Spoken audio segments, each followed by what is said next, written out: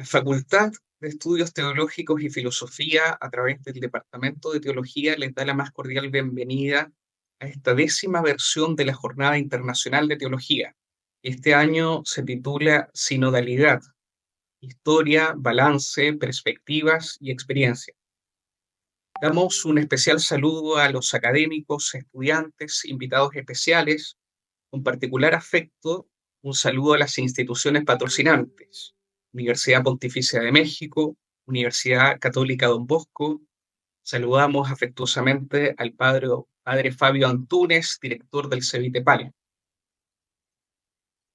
Antes de comenzar, les informamos a los asistentes que el chat se encuentra habilitado para plantear sus preguntas, y finalizada la conferencia de Monseñor Marín, se les realizarán vuestras consultas. Iniciamos hoy esta jornada de teología con la conferencia magistral titulada Sínodo, Retos, Tareas y Esperanzas, que será presentada por Monseñor Luis Marín de San Martín. Luis Marín de San Martín ingresó a la Orden de San Agustín en 1981, realizando el noviciado en el monasterio de Santa María de la Vid.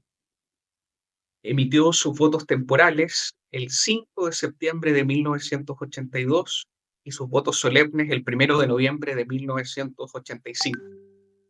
Entre 1982 y 1988 cursó los estudios filosófico-teológicos en el Seminario Mayor Tagaste. Fue ordenado presbítero el 4 de junio de 1988 por Monseñor Francisco José Pérez y Fernández Golfín, obispo auxiliar de Madrid. Es licenciado en Teología Espiritual por la Universidad Pontificia Comillas de Madrid, en Teología Dogmática por la Universidad Gregoriana de Roma y es doctor en Teología por la Universidad Pontificia Comillas. Es también diplomado en Archivística por el Vaticano en el año 2011. En el año 2021, el Papa Francisco lo nombra subsecretario de la Secretaría General del Sínodo y obispo titular de Ciuleana. Monseñor Marín, un gusto recibirlo en nuestra universidad, aunque sea virtualmente, vuestro tiempo. Pues muchas gracias, muchas gracias. Es para mí también un gusto poder estar con ustedes. Les estoy muy agradecido por la invitación y espero que este encuentro que tengamos, pues nos ayude realmente a todos. Quiero saludar a mi hermano, el arzobispo de la arquidiócesis, Monseñor Sergio Pérez de Arce, a toda la comunidad académica de la Universidad de Concepción y a todos los que han hecho posible este encuentro de una manera u otra. Por supuesto, un saludo muy cordial a los que nos siguen y que están participando de este encuentro de forma telemática, de forma virtual. Mi conferencia se titula efectivamente Sínodo, Retos, Tareas, Esperanzas. Luego yo le he añadido el apellido, una mirada teológica. Estamos en un planteamiento teológico. Todo lo que voy a intentar a través de 5 momentos, pues plantear desde el punto de vista teológico lo que está suponiendo, lo que supone para nosotros, para toda la Iglesia, este proceso sinodal, este tiempo sinodal que estamos viviendo. Ya llevamos varios años y tenemos ahora inminente la segunda sesión de la Asamblea del Sínodo de los Obispos.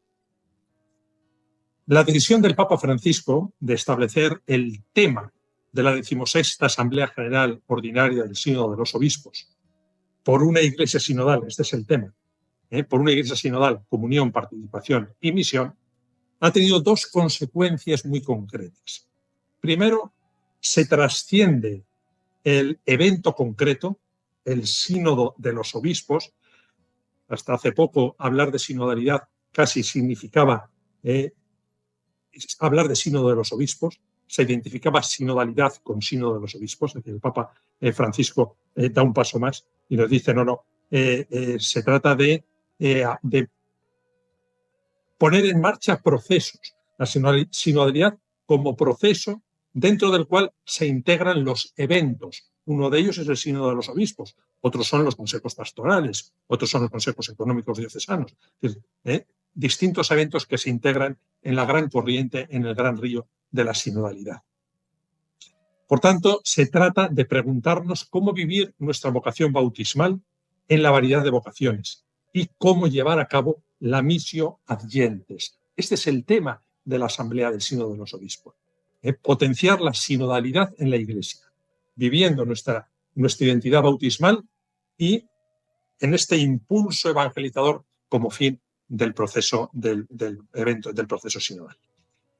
Y segundo elemento importantísimo en este de cambio y de renovación en este proceso sinodal es que la sinodalidad abre un proceso de reforma en la Iglesia. Estamos viviendo un momento de reforma profunda en la Iglesia, entendiendo reforma no solo como innovación o como mejora de algo, sino en su acepción de volver a formar, de rehacer, es decir, de tornar a la forma original. El proceso sinodal nos lleva a la esencia de la Iglesia, a la coherencia de la Iglesia, a la identificación de todo cristiano con Cristo, de la Iglesia unida a Cristo. Este es realmente lo que nos ofrece el sínodo, el proceso sinodal. Por tanto, frente a la sucesión de instantes que caracterizan el tiempo, entendido como cronos, se ha definido la realidad que estamos viviendo como kairos, es decir, de naturaleza cualitativa, un momento fuerte que cambia la vida, un tiempo oportuno para profundizar la experiencia de Cristo vivo y, por tanto, la experiencia de Iglesia. Y depende de nosotros hacer posible este proceso. No perdernos en disquisiciones, sino realmente hacer posible que este proceso cale en todo lo que es Iglesia y en todas las dimensiones de la Iglesia. Yo les voy a proponer aquí unas presentaciones que nos pueden ir ayudando ahora a seguir adelante en los puntos que quiero exponer. Un momentito, vamos a ver. Ahí. Bien, este es el proceso. La primera diapositiva sería esto. El primer punto, entender la sinodalidad como dimensión constitutiva de la Iglesia. Hemos dicho que la sinodalidad hace referencia a lo que la Iglesia es en sí misma.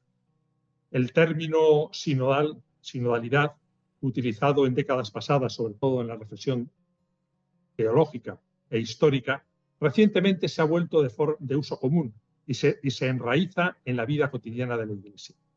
En general, expresa el deseo de una participación, de una vivencia corresponsable de nuestro ser cristiano. En primer lugar, a veces nos encontramos y debemos superar interpretaciones equivocadas o erróneas de lo que es la sinodalidad.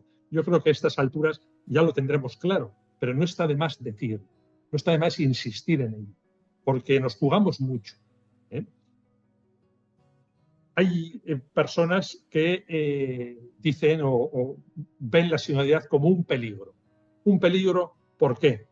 Porque nos puede llevar a la pérdida u ofuscación del munus sacerdotal. Es decir, va a ser un momento, una realidad en la que todos mandan, todos deciden, y realmente se va a perder lo que es la esencia, la identidad sacerdotal, la identidad episcopal. Bien, los que defienden este modelo de iglesia rígidamente piramidal y clerical, podemos decir que están en una situación, en una postura absolutamente equivocada. La sinodalidad no quita nada, no cambia nada, sino que nos ayuda a profundizar en lo que la iglesia es. No queremos una iglesia diferente, sino la iglesia de Cristo, lo que la iglesia es en sí misma.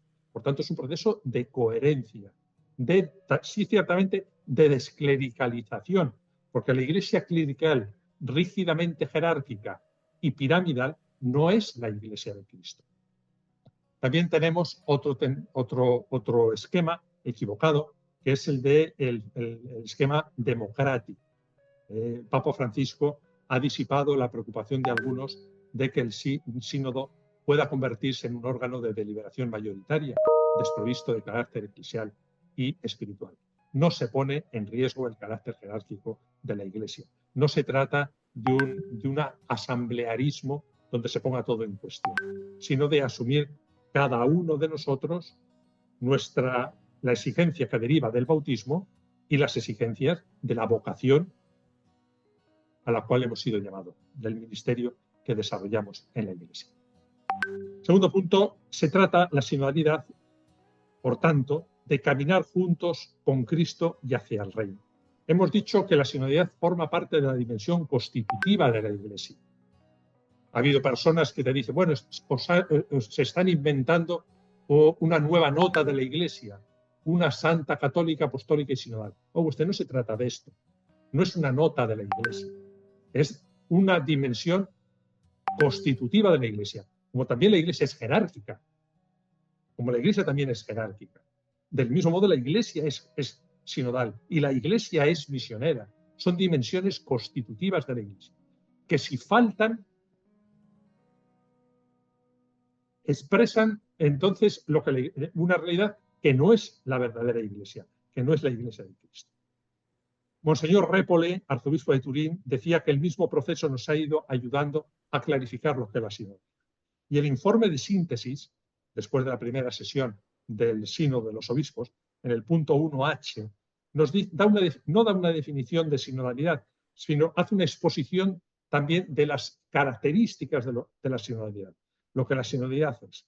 Y dice, como ya sabemos bien, sinodalidad es caminar juntos, pero como cristianos con Cristo y hacia el reino. Referencia cristocéntrica y escatológica de la sinodalidad.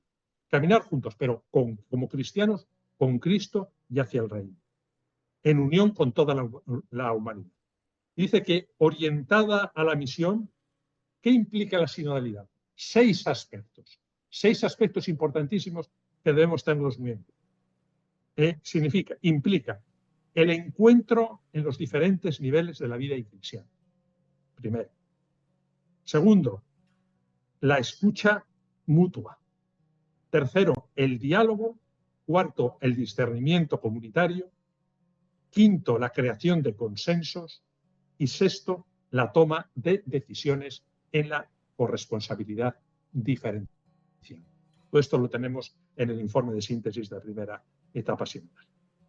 También, de otra forma, el documento de la Comisión Teológica Internacional de 2018 viene a decir lo mismo, insistiendo en que la sinodalidad debe expresarse en el modo ordinario de vivir y actuar de la Iglesia. Es decir, en el ser, el hacer y el estilo de la Iglesia. Todo lo que es Iglesia debe ser sinodal. Todo lo que es sinodalidad afecta a todas las realidades eclesiales. Como decíamos, no podemos reducirlo solamente a los eventos sinodales. Esto es el modo ordinario de vivir y que tiene una consecuencia en las estructuras de la Iglesia, efectivamente, no solamente teórico, no solamente teoría, sino que se concreta en las diferentes estructuras de la Iglesia, empezando por el concilio ecuménico, siguiendo por el sínodo, pero también en los consejos diocesanos, en los consejos pastorales, en el consejo económico, y se manifiesta en eventos, por ejemplo, en la celebración, en las reuniones, en las asambleas del sínodo de los obispos. Y en tercer lugar, la sinodalidad no es un fin en sí misma, sino que se abre a la misión hacia la Iglesia. Recordamos Lumen Gentium, y también Evangelio Nuntiale, también Pablo VI habla de esto. Entonces, el objetivo de la sinodalidad es anunciar el Evangelio, dar testimonio del Evangelio de manera más adecuada a las mujeres y hombres de todo lugar y tiempo. Línea de la Lumen Gentium. Papa Francisco habla de esto también en el discurso de conmemoración del 50 aniversario de la creación del Sínodo de los Obispos. Luego nos referiremos a ello. El segundo punto es la referencia trinitaria como punto de partida del proceso sinodal, de la reflexión teológica de la sinodalidad. Lo primero, dinámica de comunión. La reflexión sinodal y también los trabajos de la Asamblea del Sínodo de los Obispos han tenido muy en cuenta los primeros capítulos de Lumen Gentium, que colocan el misterio de la Iglesia en el horizonte de la realidad trinitaria divina. Lumen Gentium 4. Así, en estos números, Lumen Gentium también ya en el número 2, los números 2, 3 y 4, presenta el misterio de la Trinidad más allá de formulaciones dogmáticas, como la historia del revelarse y donarse de Dios, de su manifestación y su realización. Por eso la Iglesia aparece como un pueblo reunido en virtud, y esto es importantísimo, porque si no nos perdemos en una especie de sociologismo, de referencia sociológica. No, la Iglesia es el pueblo de Dios reunido en virtud de la unidad del Padre, del Hijo y del Espíritu Santo, según la fórmula de San Cipriano. Aparece en Lumen Gentium 4. Si la autocomunicación de Dios en las tres personas refleja la nueva forma de relación con Dios revelada en Jesucristo, la Iglesia entonces es el rostro de Dios que se revela y es por tanto signo en el mundo de la comunión con Dios, de la universalidad católica del designio salvífico y del dinamismo escatológico del cumplimiento. Todo esto lo encontramos también en el informe de síntesis de la primera sesión de la Asamblea, decimosexta Asamblea General del Sínodo de los Obispos. Por eso, recuerda que la sinodalidad desarrolla el dinamismo de comunión y misión, que nos hace pasar del yo a nosotros. Pero el modelo, el referente, es la Trinidad, es el misterio trinitario. Es decir, el listón está muy alto y la referencia es muy fuerte.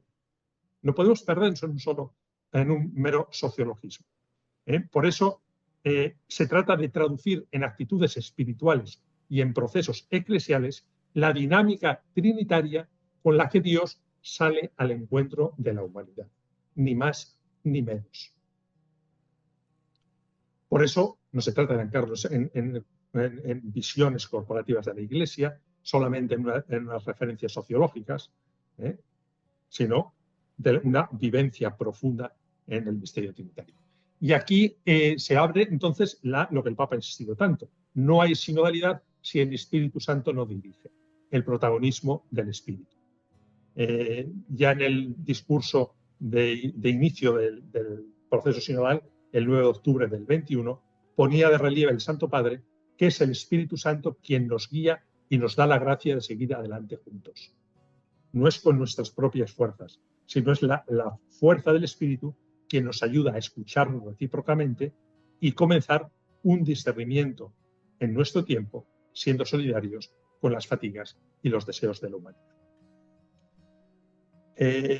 Voy un poquito más rápido. En este sentido, también se nos dan dos claves para hacer posible la acción del Espíritu en este proceso sinodal. Y las dos claves las encontramos en el relato de Pentecostés de Hechos 2, 1, 4, para la llegada del Espíritu Santo. Primero, la comunión comunitaria, la armonía comunitaria, y segundo, la oración. La sinodalidad brota y refuerza la comunidad cristiana, la comunión, la familia de Dios que es la Iglesia. Y entonces, en este proceso resultan imprescindibles el silencio, la escucha y la dimensión orante. Bien, para no caer en un vano, en un fatuo y en un falso espiritualismo, esta realidad de escucha del Espíritu, de apertura al Espíritu, este silencio y dimensión orante que acompaña todo el proceso sinodal, se concreta en la lectura atenta de los signos de los tiempos, porque el Evangelio se encarna en el tiempo y en la historia. Por eso la sinodalidad comienza, podemos decir, me permiten la expresión, desde abajo, empapando la base y desde ahí avanzando. Y de ahí, en esta lectura atenta de los signos de los tiempos, podemos desarrollar lo que es la misión, lo que es la evangelización, que no es teórica sino concreta, inculturada. Luego hablaremos algo más de esto. Solamente así podremos advertir los retos de nuestra época y la presencia y la acción de Dios en ella. El tercer punto es la eclesiología del pueblo de Dios. Todo el proceso sinodal, toda la realidad sinodal, brota de la eclesiología del Concilio Vaticano II, especialmente del Lumen Gentium per nos hominum. También Adyentes, Gaudium et Spes, todo el concilio, aunque especialmente Lumen Gentium. Papa Francisco ha impulsado decididamente la eclesiología del pueblo de Dios, presente en el capítulo, sobre todo en el capítulo segundo de Lumen Gentium. De todo esto han hablado profesores, sus varios congresos. Recuerdo el congreso que tuvimos hace poquito en Bogotá, organizado por el CELAM, la participación de los profesores Vitali y Gali. Bien, la Constitución Lumen Gentium no quiso definir la Iglesia, sino que la describe con diversas imágenes bíblicas, Lumen Gentium 6.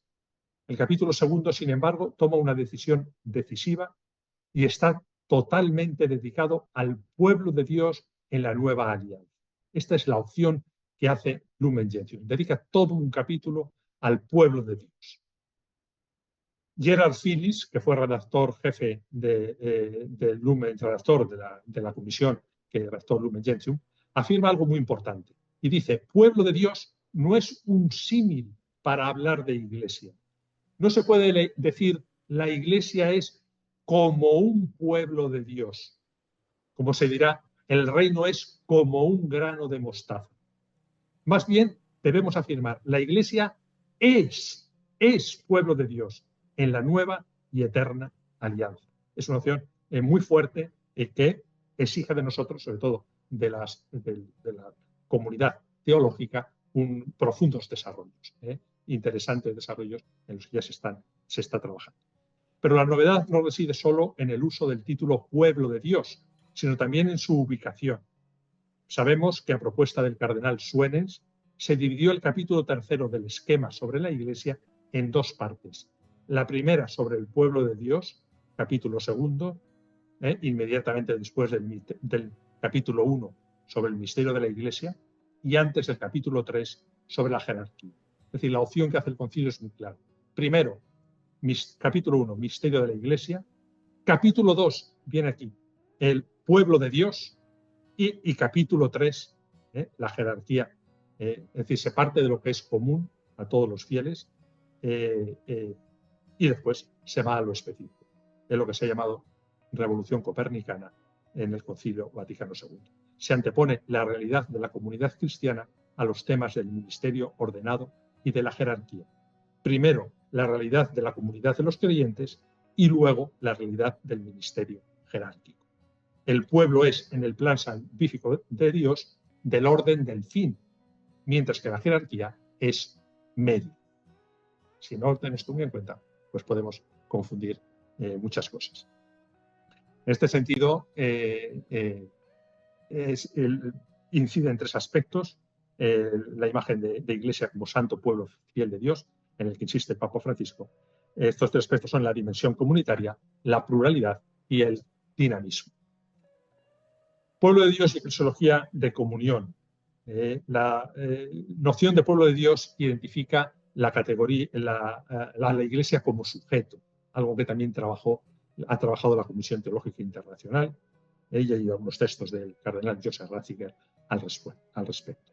La Iglesia es un sujeto completamente singular, porque es una comunidad teológica e histórica, una unidad compleja, Lumen Gentium 8, una iglesia de iglesias, Lumen Gentium 23.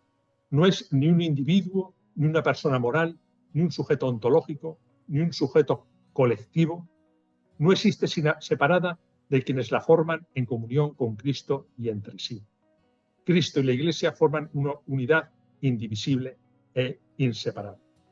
La categoría de comunión resurgió en el Vaticano II y hace referencia sobre todo a la comunión trinitaria, a la comunión de todos los fieles en Cristo, a la comunión alimentada por la Eucaristía, a la comunión de iglesias, a la comunión de los obispos y a la comunión de los santos. Es una categoría que debe integrarse también y relacionarse con la categoría de pueblo de Dios.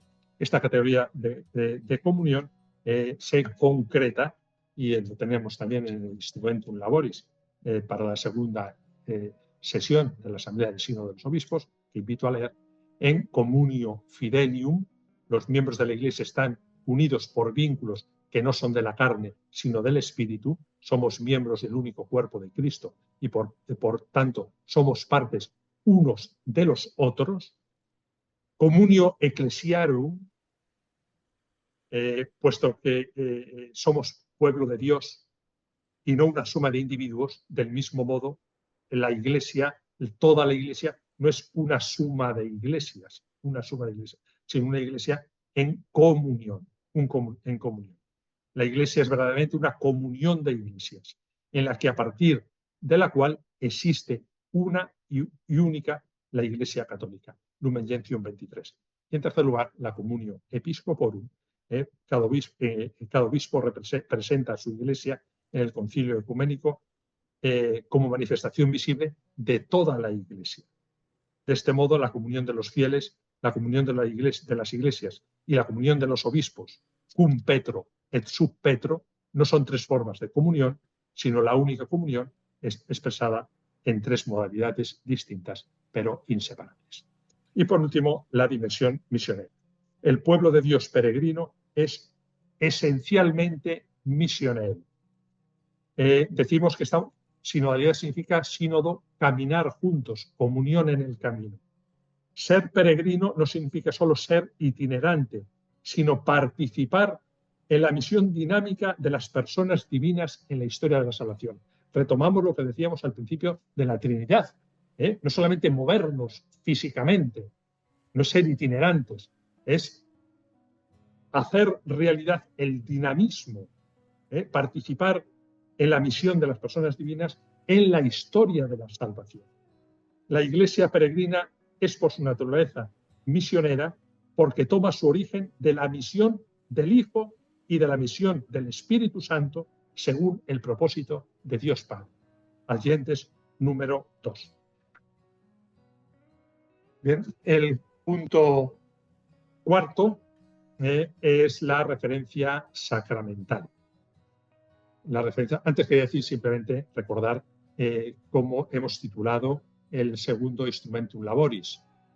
Es cómo ser iglesia sinodal misionera.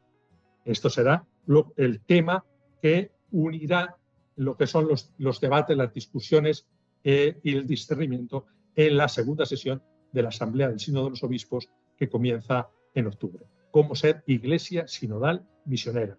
Es decir, que todo el pueblo de Dios en sus comunidades y sus miembros sea misionero porque es sinodal y que sea sinodal porque es misionero.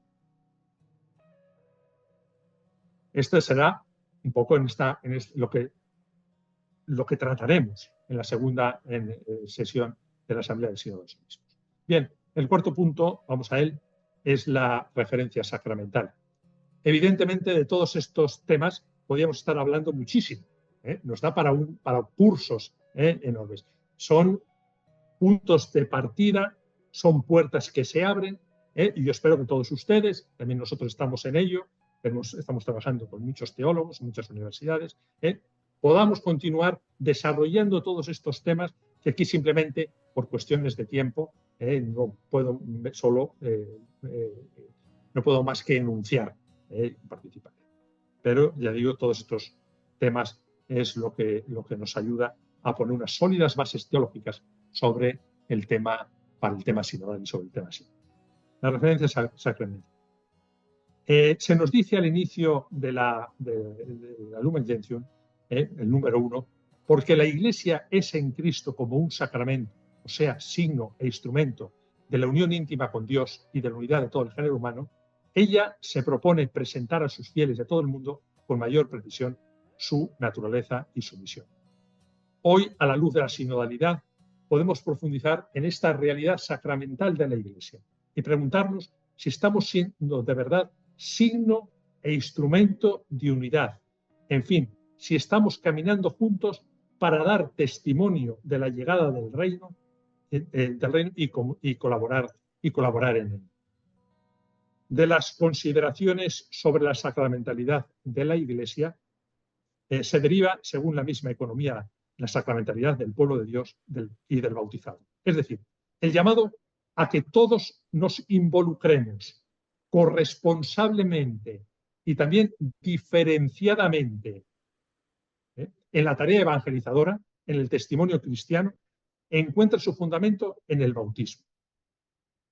Este es el sacramento básico. No el orden sacerdotal, como algunos lo han considerado en mucho tiempo. Todo se organiza según el orden sacerdotal. No es esto. El sacramento básico es el bautismo, porque es el que nos incorpora a Cristo, el que nos une a Cristo, y el que nos une a su cuerpo, que es la Iglesia. El bautismo nos concede una dignidad sin igual, fundamental y básica, que se manifiesta luego a través de dones, carismas y ministerios que permiten que cada fiel aporte lo propio a la misión, desarrolle su propia vocación, su propio ministerio. De esto ha hablado mucho él, y lo ha tratado de forma muy hermosa, el profesor Luciano. Podemos decir también que el bautismo, entonces, no es un mero rito, es un signo sacramental que apunta a algo más profundo. La sinodalidad nos ayuda a recuperar esta dimensión bautismal. Cristo nos une a todos los miembros, en su cuerpo, sin discriminación alguna, y nos une en una sola comunidad cristiana, en su cuerpo, que es la Iglesia. Aquellos que están en Cristo a través del bautismo se convierten entonces en nueva creación. Y yo diría, no solo como individuos, sino como miembros de la Iglesia, como comunidad eclesial, como comunidad. O con la línea de 2 Corintios 5, 17. En esta línea bautismal se integran también los sacramentos de iniciación, la confirmación y la Eucaristía. Y estos tres sacramentos, bautismo, confirmación y Eucaristía, de estos tres sacramentos surge un sentido de comunidad, un sentido de fe y el triple deber de santificar, sacerdocio de todos los fieles, proclamar la palabra de Dios y gobernar. Creo que esto también se profundizará en algunas ponencias sucesivas. La comprensión de la categoría pueblo de Dios es crucial porque ella encuentra su raíz en la realidad bautismal que nos hace partícipes de los tria munera, o las funciones sacerdotales, profética y real de Cristo. Por eso podemos decir que todos sin excepción somos corresponsables en la realización de esta misión evangelizadora compartida porque participamos de la realidad de Cristo. Participamos de la realidad de Cristo. Pero es una realidad, una corresponsabilidad diferenciada. No es un igualitarismo. En una doble dimensión. Por una parte, todos en el mismo nivel. No unos más arriba que otros, unos más importantes que otros, unos mejores que otros.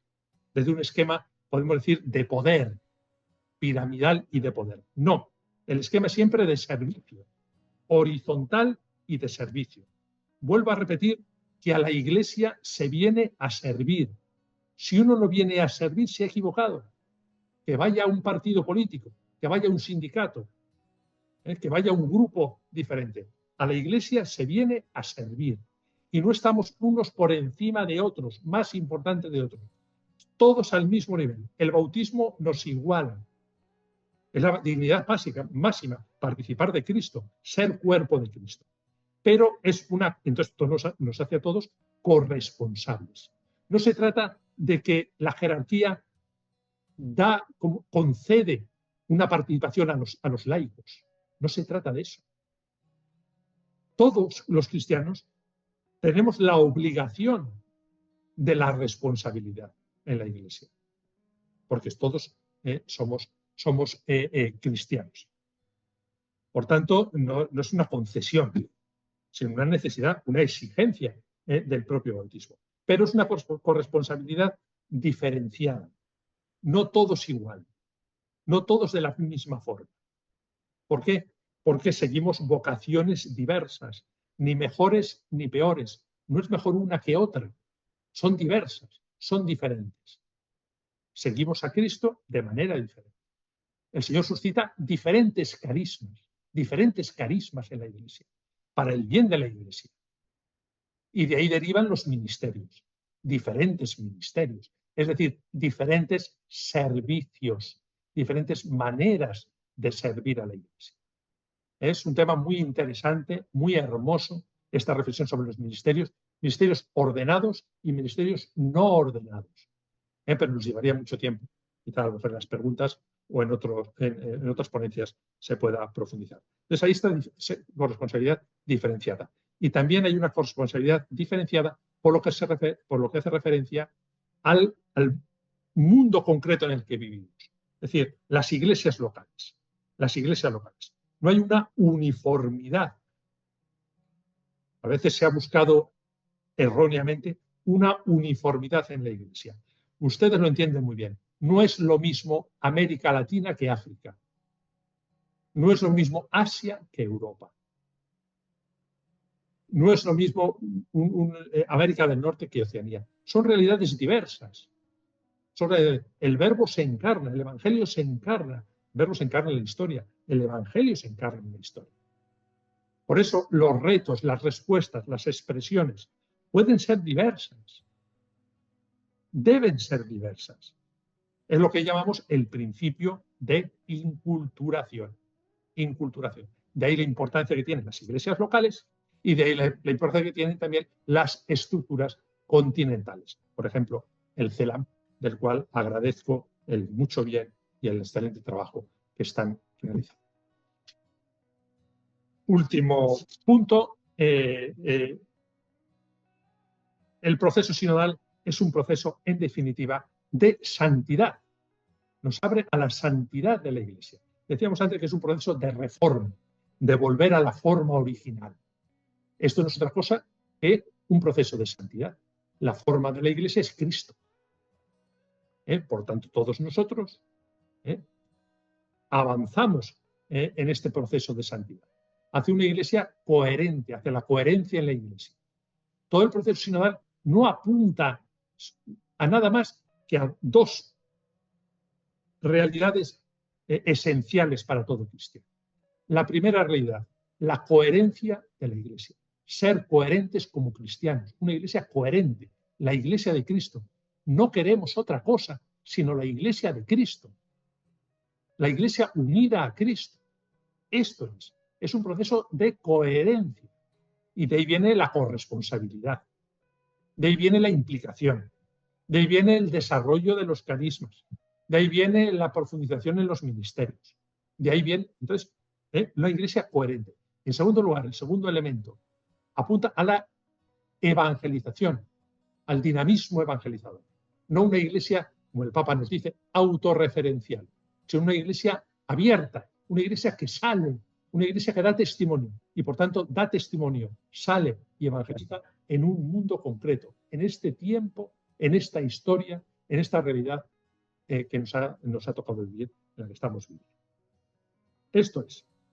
Por eso lo decía muy bellamente Pablo VI en la Carta Apostólica Spiritus Paracliti del 30 de abril del 64. Y decía que todos nosotros, todo el pueblo de Dios, y aquí hay que recordar, el pueblo de Dios lo somos todos. No identifiquemos pueblo de Dios con los laicos. No, el pueblo de Dios somos todos. Sacerdotes, obispos, religiosos, laicos, todos somos pueblo de Dios. Todos caminamos juntos. Todos estamos en Cristo. Bien, decía Pablo VI que el pueblo de Dios, todo el pueblo de Dios, dedique sus recursos y se dediquen ellos mismos a reforzar el reino de Cristo aquí en la tierra. Esto es, en este momento histórico, en las particulares circunstancias de pueblo, de tiempo, lugar y cultura. En segundo lugar, el proceso sinodal en este proceso de sanidad es un proceso de santidad, es un proceso que enlaza con la dimensión escatológica de la Iglesia, que aparece en los capítulos 1 y 2 de Lumen Gentium, se retoma en el capítulo 7 y especialmente hace referencia al número 48. Tres afirmaciones, brevísimamente. La santidad se adquiere en la Iglesia, no fuera de la Iglesia, no es posible, en la Iglesia. Segundo, la Iglesia tiene su cumplimiento en la patria del cielo, es un proceso, un impulso, un proceso, un camino que culmina en la patria del cielo. Segundo elemento. Y tercero, la entera creación será recapitulada en Cristo, es decir, Cristo como alfa y omega, principio y fin de la creación. El proceso sinodal, evidentemente, no es sino con Cristo y desde Cristo. Y por eso se propone este refuerzo de unidad con todos los que pertenecen a Cristo. Por último, y termino con ello, me he limitado, yo creo que podría decir muchas más cosas, pero el tiempo está muy justo. Quería hacer una referencia también en esta proyección escatológica a la Virgen María. En sintonía con los 3 capítulos finales del Lumen Gentium, el Instrumentum Laboris para la segunda sesión, en el número 59, hace una referencia muy hermosa a María como icono sinodal. María como icono sinodal.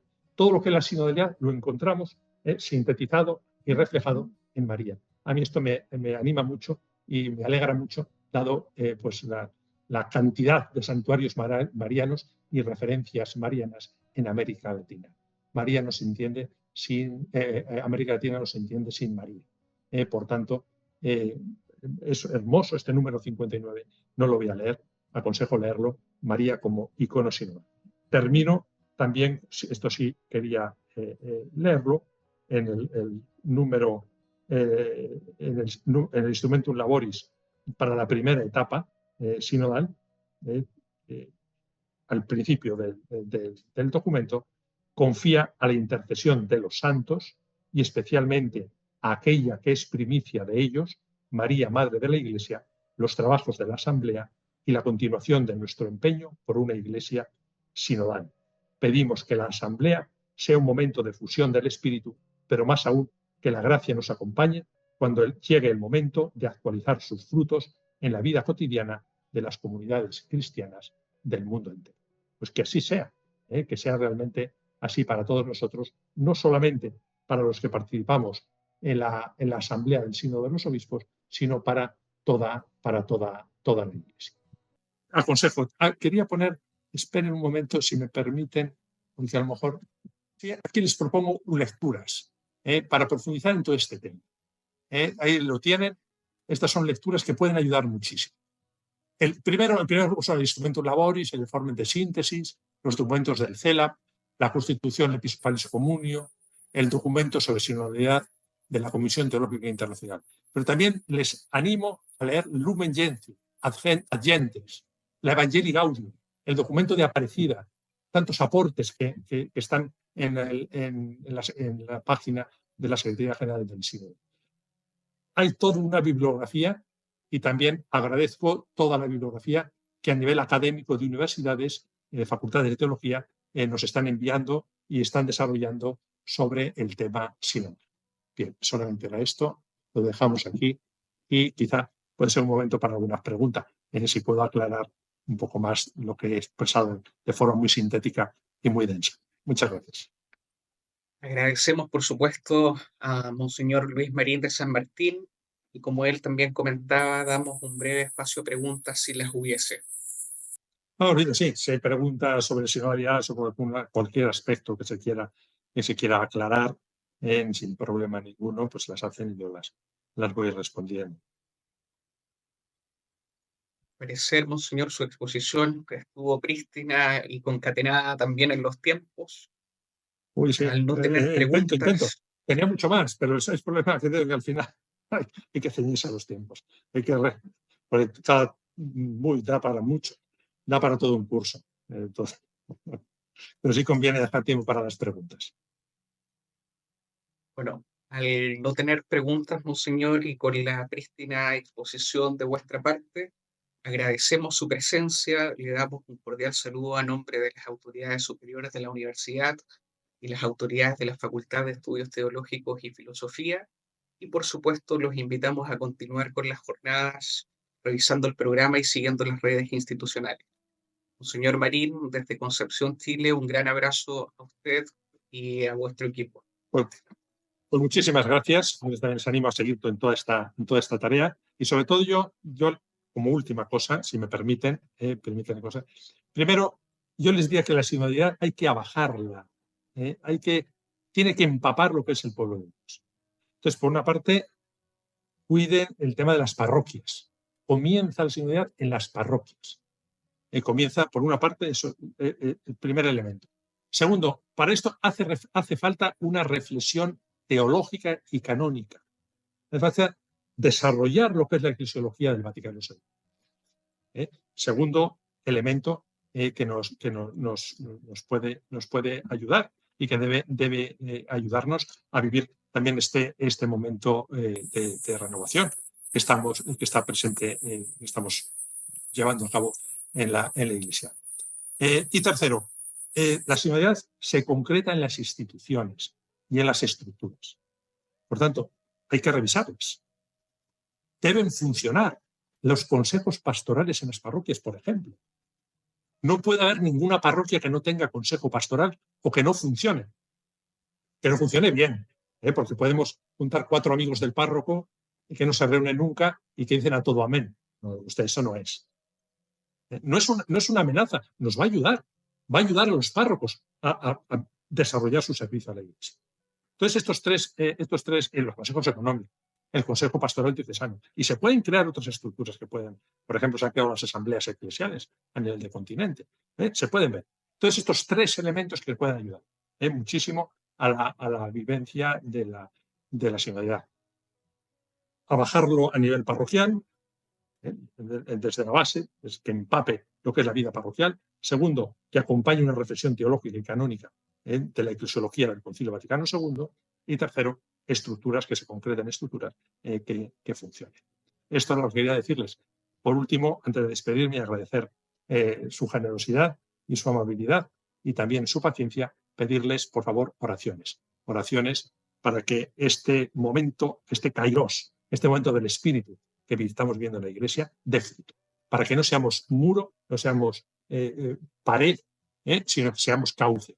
Cauce de la gracia de Dios, cauce del Espíritu, tanto en la Asamblea del Sínodo de los Obispos como en el proceso sinodal que estamos desarrollando en toda la Iglesia. Pero muchas gracias, que el Señor les bendiga. Muchas gracias, monseñor. Los continuamos a seguir el programa de las jornadas. Muchas gracias.